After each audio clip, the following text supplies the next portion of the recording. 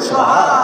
যখন open heart surgery করলো, heart surgery করার পর আমাকে যখন বোরাক নামার সাওয়ারিতে উঠালো, তারপর আমি ওই মসজিদে আকসাতে গেলাম, যেটা জেরুজালেমে অবস্থিত। আকসা মসজিদ, যেটা আমার ফিলিস্তিনের মধ্যে।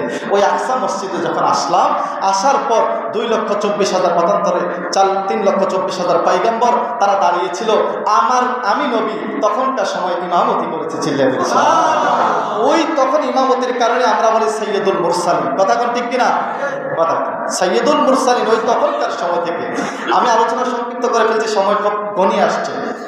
রাসূল আরবি সাল্লাল্লাহু আলাইহি ওয়াসাল্লাম যখন এখান থেকে নামাজ শেষ করলেন, প্রথম আসমান, দ্বিতীয় আসমান, তৃতীয় আসমান যখন ভেদ করলেন, ভেদ করার পর প্রথম আসমানে যখন আমার নবীকে যখন জিবরাইল আমিন যখন নিয়ে যাচ্ছেন, নিয়ে যাওয়ার পর হযরত আদম আলাইহিস সালামের সাথে সাক্ষাৎ হল। প্রথম আসমানে যখন দরজার মধ্যে যখন টোকা দিলেন, টোকা দেওয়ার পর প্রথম আসমানের ফেরেশতারা বলল, কে আপনি? বলল, আমি জিবরাইল। বলল, আপনার সাথে কে? বলল যে ইনি হচ্ছেন মুহাম্মদ সাল্লাল্লাহু আলাইহি ওয়াসাল্লাম। চিল্লিয়ে বলি সুবহানাল্লাহ। জিবরাইল আমিনকে বলল যে উনি যে আজকে এসছে, ওনাকে আল্লাহ দাওয়াত দিয়েছে। বলা হয়েছে, হ্যাঁ ওনাকে দাওয়াত দিয়েছে। বলে, স্বাগতম, আহলান সাহলান। প্রথম আসমান খুলে দেওয়া হলো। দ্বিতীয় আসমানে গেলেন। দ্বিতীয় আসমানের মধ্যে হচ্ছে ইয়াহিয়া এবং ঈসা আলাইহিস সালাম, এই দুইজন নবী ওই আসমানের মধ্যে অবস্থান করছেন। তখন তাদের সাথে সাক্ষাৎ হলো। তৃতীয় আসমানের মধ্যে হযরত ইউসুফ আলাইহিস সালামের সাক্ষাৎ হলো। তারপর চতুর্থ আসমানের মধ্যে হযরত ইদ্রিস আলাইহিস সালামের সাথে সাক্ষাৎ হলো।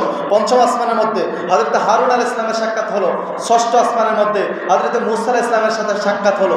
সপ্তম আসমানের সাথে হযরত ইব্রাহিম আলাইহি ওয়াসাল্লামের সাথে সাক্ষাৎ হলো। চিল্লায়ে বলি সুবহানাল্লাহ।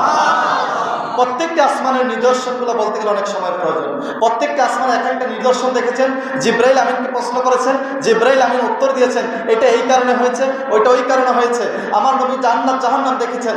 আমার নবী দেখছেন যে ওইখানের মধ্যে মহিলাদেরকে আগুনের মধ্যে পোড়ানো হচ্ছে, ওইদিকে পুরুষদেরকে পোড়ানো হচ্ছে, ওইদিকে মানুষের মাথার মধ্যে পাহাড় পরিমাণ ওজনের জিনিস দেওয়া হয়েছে, আরেকদিকে মানুষের জিহ্বাগুলা রড দিয়ে টান দিয়ে ধরানো হয়েছে, আরেকদিকে তাদের শরীর একদিকে নষ্ট হয়ে যাচ্ছে, আবার দিকে পুনরায় জীবিত হচ্ছে, আবার তাকে আযাব দেওয়া হচ্ছে, আরেকদিকে মানুষ এমন এমন কষ্ট পাচ্ছে। সবগুলোর বিস্তারিত বিবরণ তখন জিজ্ঞাসা করেছিল কোন কারণে কোন আযাব হয়। প্রত্যেকটা আযাবের কারণ দিয়েছিলেন। চিল্লিয়ে বলি সুবহানাল্লাহ। এক একটা কারণ বলতে গেলে এক একটা কারণে ম্যাক্সিমাম 5 মিনিট সময় লাগবে। বাবার আমার, তারপর আল্লাহ রাসূল সাল্লাল্লাহু আলাইহি ওয়াসাল্লাম যখন মেরাজ করলেন, রাসূল আরবি সাল্লাল্লাহু আলাইহি ওয়াসাল্লাম আল্লাহর সাথে দিদার করলেন। দিদারে 90,000 কালাম হয়েছে, মতান্তরে 90,000 কালাম হয়েছে। তো এই কালামগুলা আমার আপনার জন্যই করা হয়েছে। কথা কোন ঠিক কিনা?